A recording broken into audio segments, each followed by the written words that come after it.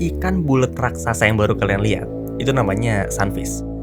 Atau ikan mola, ikan yang dibully hampir semua spesies makhluk hidup yang ditemuinya. Mulai dari yang kecil kayak parasit, yang sebanding ukurannya kayak hiu atau orca, bahkan sama manusia.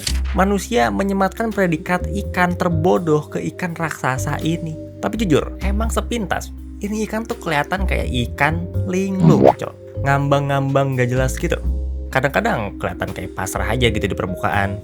Kalau dilihat dari bentuknya pun, ini ikan kelihatan kayak kepala raksasa dengan sirip ala kadarnya yang ngebuat mereka bergerak dengan sangat lambat. Bahkan untuk ikan, mereka ini tuh bergerak dengan sangat meragukan. Baru kali ini gue meragukan skill berenang ikan. Seakan belum cukup menderita, ikan ini mangap selamanya.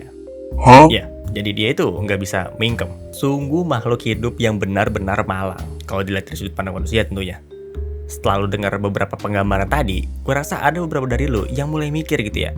Gimana caranya si kepala besar ini bisa tetap eksis sampai sekarang dan belum punah? Apakah dia punya kontrak rahasia dengan seleksi alam? Dan kenapa dia bisa gede banget? Dari mana mereka mendapatkan energi untuk mendevelop struktur organik sebesar itu? Pertanyaan-pertanyaan tadi manuk akal banget sebenarnya. Dan jawabannya adalah dia nggak sedongo apa yang kita kira. Dan dia nggak selingklung itu juga.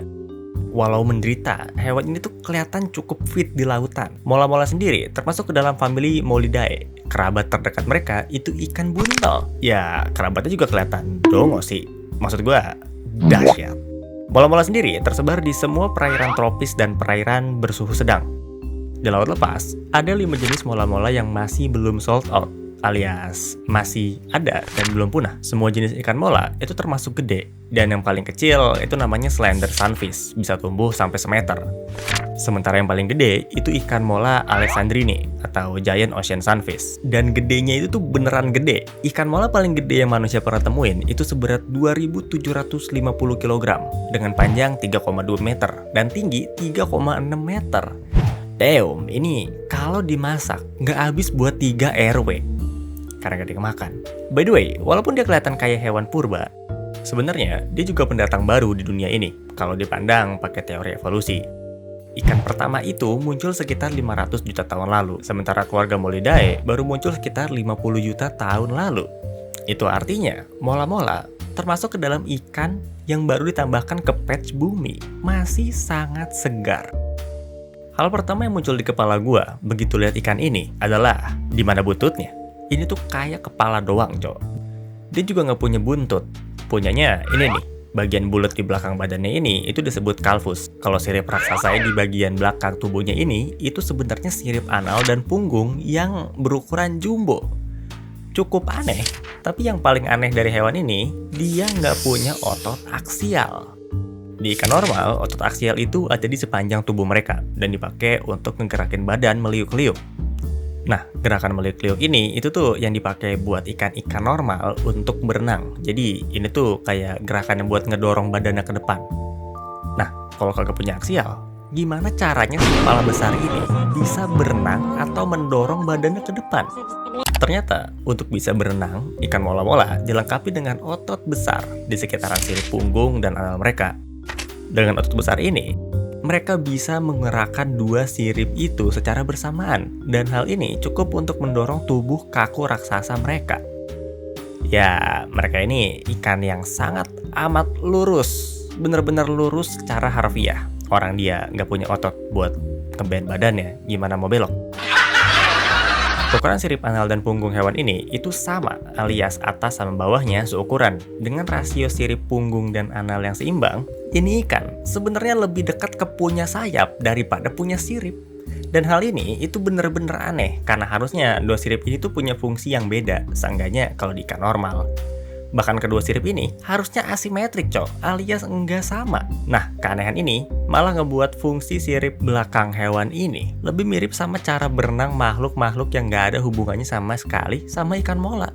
Contohnya kayak ikan pari, turtle, atau bahkan penguin. Ya, walaupun aneh, ini sebenarnya masuk akal dan bisa dimasukkan ke dalam contoh fenomena evolusi konvergen. Tapi tetap aja, ini aneh. Apalagi kalau lo perhatiin, hewan-hewan yang gue sebutin tadi itu sayapnya nyamping. Sementara ikan ini, kenapa mau hawk gini dia? sayapnya tuh vertikal gitu. Ini apa gua yang kurang wawasan? Apa emang kagak ada hewan lain yang punya sayap vertikal begini?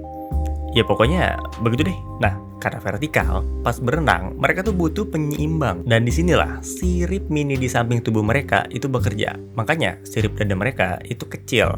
Soalnya cuma dipakai buat nyimbangin badan doang. Nah, untuk pindah haluan, mereka tuh pakai kalfus. Cara kerjanya mirip sama kemudi kapal kecil. Gua nggak tahu ya, ini tuh sebenarnya kemudi apa bukan namanya. Tapi kalau kata Google namanya tuh rudder. Gua nggak tahu nyebutnya bener apa kagak. Tapi yang jelas, semakin kita cari tahu gimana cara hewan ini bekerja, semakin aneh rasanya. Ya, seenggaknya cara hidup mereka berhasil. Buktinya sampai sekarang mereka masih belum punah. Dan dengan spek kayak tadi, ikan mola dewasa bisa berenang sejauh 3 km per jam di lautan. Walaupun gak cepat, ini tuh cukup efektif alias hemat energi.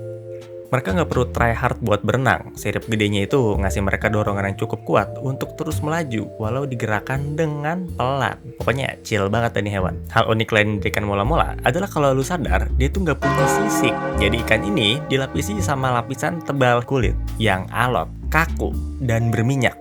Di mana lapisan ini terdiri dari jaringan kolagen dan elastin. Badan yang kaku ini ngebuat dia bisa lebih efisien ngelawan hambatan. Saking kaku dan kerasnya lapisan luar ikan mola-mola, predator kayak singa laut, hiu, orca kelihatan udah bosen dan males gitu sama hewan ini. Walaupun kadang-kadang tetap ada aja predator yang kayaknya sih udah kelaparan parah gitu ya, nggak makan 6 bulan sampai akhirnya maksa ngunyah ikan rasa ban dalam ini. Ikan mola-mola sendiri sering kelihatan di permukaan. Dia tuh termasuk ke dalam hewan berdarah dingin, alias hewan yang nggak bisa menghasilkan panas dari tubuhnya sendiri. Jadi dia butuh sumber panas lain. Panas itu tuh esensial banget untuk tubuh makhluk hidup pada umumnya. Gue nggak tahu dah ada apa nggak makhluk anomali yang nggak butuh panas buat bisa hidup. Tapi yang jelas, mola-mola kelihatan suka ngawang-ngawang di perairan dengan suhu 12 derajat Celcius ke atas untuk tetap bertahan hidup. Kelamaan di perairan dengan suhu rendah bisa ngebuat ikan ini meregang nyawa. Tapi sunfish, bahkan di bagian ini, itu tetap berlaku aneh gitu ya. Ikan berkepala besar ini suka pergi ke laut dalam. Kadang mereka tuh bisa sampai nyelam di kedalaman 1000 meter di bawah permukaan laut.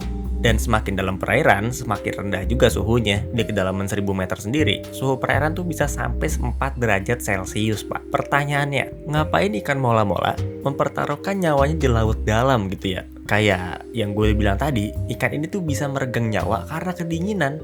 Ternyata jawabannya itu untuk nyari makan. Ya, dia tuh nyari makan yang cukup spesifik gitu ya. Jadi dia tuh turun ke bawah sana untuk nyari Gelatinus zooplankton, semacam sekumpulan makhluk hidup yang punya badan jeli gitu. Contoh paling umum dari anggota sobat jeli ini adalah ubur-ubur. Semua ubur-ubur itu termasuk ke dalam Gelatinus zooplankton ini. Tapi tetap aja, pertanyaannya tuh belum kejawab. Kenapa mereka berdedikasi banget sampai nyelam sedalam-dalam itu cuma buat nyari makhluk jelly? Emangnya nggak ada makanan serupa di permukaan? Ada sih, tapi mola-mola adalah makhluk yang sangat paham momentum. Setiap hari ada migrasi besar-besaran di laut yang digerakkan oleh jutaan makhluk kecil. Sobat-sobat kecil ini naik dan turun setiap hari. Migrasi ini dinamakan diel vertical migration atau migrasi vertikal harian. Kalau dalam bahasa Indonesia, konsepnya simple. Makhluk-makhluk kecil ini nyari makan di permukaan. Di permukaan laut itu banyak banget makanan. Tapi kalau siang, di permukaan juga banyak makhluk-makhluk yang bisa ngehap mereka dan langsung mindahin mereka ke alam lain secara instan. Jadi mereka berangkatnya pas malam, waktu dimana permukaan laut itu ikutan gelap karena nggak ada cahaya matahari. Terus pas mataharinya balik lagi, mereka ikutan balik ke laut dalam. Nah, kalau lo penasaran kenapa harus malam? Karena kalau gelap, mereka tuh susah buat ditemuin sama predator, jadi jauh lebih aman. Rencana yang cukup bagus, tapi kurang bagus kalau diterapin di mola-mola. Kayaknya mola-mola tuh ngelihat ada celah makan siang gratis di sini. Jadi pas matahari baru terbit dan makhluk-makhluk itu udah mulai turun ke laut dalam, mola-mola juga bakal ikut turun ke laut dalam buat makanan mereka di tengah perjalanannya menuju rumah masing-masing. Anggapannya tuh kayak dibegal pas pulang kerja. But anyway, mola-mola adalah ikan bertulang sejati dan jadi yang terbesar di kategori itu. Pada ikan bertulang sejati yang normal, naik turun ke level kedalaman air yang beda secara terus-menerus sebenarnya bahaya banget. Selain karena perbedaan suhu, naik turun ke level perairan yang beda, bisa mengacaukan swim bladder mereka. Swim bladder itu organ yang ngebuat ikan netral, nggak tenggelam dan nggak ngapung.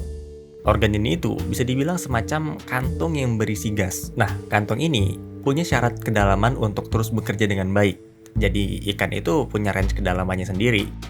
Kalau terlalu dalam, bisa nyebabin swim bladder-nya susah ngembang, terus nanti ikannya tenggelam. Kalau terlalu ke permukaan, juga bisa ngebuat swim bladder-nya terlalu berkembang. Nanti, yang ada, dia nggak bisa nyelam. Emang udah cocoknya di situ-situ aja. Bahkan jadi ikan pun, lu tuh nggak bisa berenang sembarangan gitu. Sekarang pertanyaannya, gimana caranya ikan mola-mola bisa naik turun ke level perairan yang beda-beda berkali-kali setiap hari, tapi tetap kayak nggak ada masalah gitu hidupnya? Mukanya tetap gitu-gitu aja, tetap chill dan tetap hidup.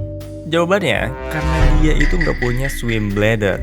Hal ini itu makin ngebuat ikan mola-mola beda dari yang beda. Dan di titik ini, gue tuh udah nggak bisa ngebedain gitu ya. Sebenarnya hewan ini itu tuh canggih apa emang didesain ala kadarnya.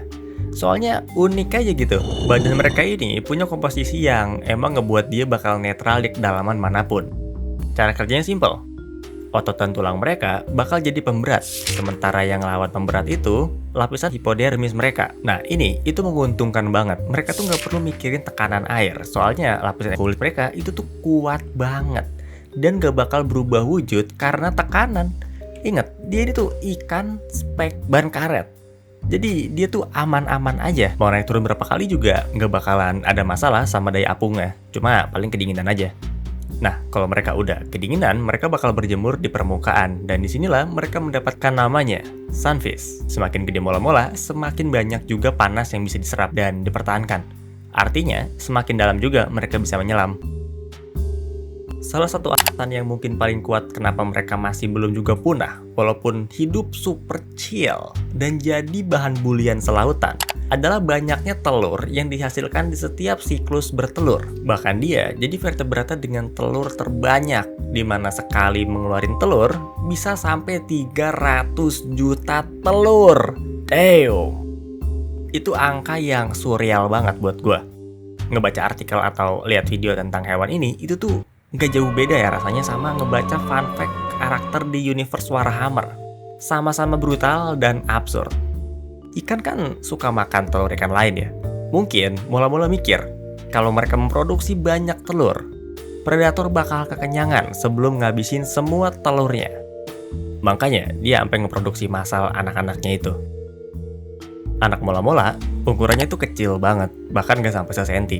Siapa yang sangka hewan sekecil ini bisa tumbuh sebesar itu? Perkembangan mola-mola dari kecil sampai gede pernah bisa disaksikan di Montara Bay Aquarium. Tercatat, mola-mola anakan bisa nambah sekilo dalam waktu sehari selama 15 bulan. Jadi ya nggak heran aja mereka bisa segede ini. Terlepas dari julukan yang kita sematkan ke mereka dan sering kelihatan ngawang-ngawang di permukaan kayak ikan dongo, hewan ini tuh nggak sekonyol itu. Artikel-artikel atau forum yang ngebahas dan ngeklaim kalau mola-mola itu ikan terbodoh, sebenarnya udah dari dulu ada, dan gue rasa cuma untuk seru-seruan aja. Cuma gue sendiri jadi ngeri gitu ya. Kita gampang banget ngejat sesuatu aja. Kelihatan ngangong-ngangong sedikit, langsung di framing jadi ikan paling dongo di dunia. Damn. Jadi gimana menurut lo? Apakah segala keanehan yang dimiliki mola-mola itu karena keterbatasan fisik? Atau sebaliknya? Justru fisiknya terlalu OP, sampai-sampai dia tuh masuk ke kategori canggih, bukan aneh. Seperti biasa, udah sih gitu aja.